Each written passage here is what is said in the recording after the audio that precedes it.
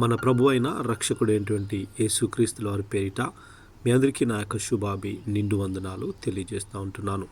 ఈరోజు దేవుని యొక్క వాగ్దానము యెషయా గ్రంథము 53వ అధ్యాయము 5వ వచనము. ఆయన పొందిన దెబ్బల చేత మనకు స్వస్థత కలుగుచున్నది. దేవునికి స్తోత్రం. నా ప్రియ సహోదరి సహోదరుడా, యేసుక్రీస్తు ప్రభుల వారు పొందిన దెబ్బల చేత మనకు స్వస్థత అనేది కలుగుచున్నది అని దేవుని యొక్క వాక్యము సెలవిస్తూ ఉంటున్నది. ప్రభు అయిన యేసుక్రీస్తుల వారు ఈ లోకానికి వచ్చినది మన యొక్క పాపములను, శాపములను, అతిక్రమములను కొట్టివేయడానికే.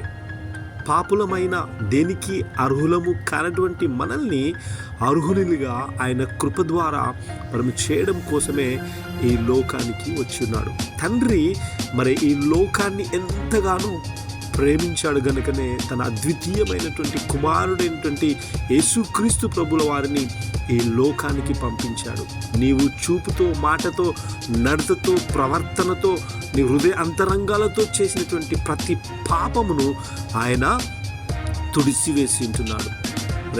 యెషయా గ్రంథము 7:14 అంటాడు, కన్యక గర్భవతివై కుమారుణ్ణి కనును, అతనికి ఇమ్మానుయేలు అని పేరు పెట్టుబడును. ఇమ్మానుయేలు అంటే దేవుడు మనకు తోడని, క్రీస్తు అంటే రక్షకుడని. అదే ఆ యేసు అంటే రక్షకుడని, క్రీస్తు అంటే అభిషక్తుడు అని. ఆయన మనల్ని రక్షించేవాడు, ఆయన మనకి తోడుగా ఉండేవాడు, ఆయన మనల్ని కాపాడేవాడు అని దేవుని యొక్క లేఖనాలు సెలవిస్తూ ఉంటున్నాయి. ఆయనే మనకు రక్షకుడు, రక్షించేవాడు, తోడుగా ఉండేవాడు, మనల్ని నడిపించేవాడు, నిలబెట్టేవాడు మన ప్రభువైన రక్షకుడైనటువంటి యేసుక్రీస్తు.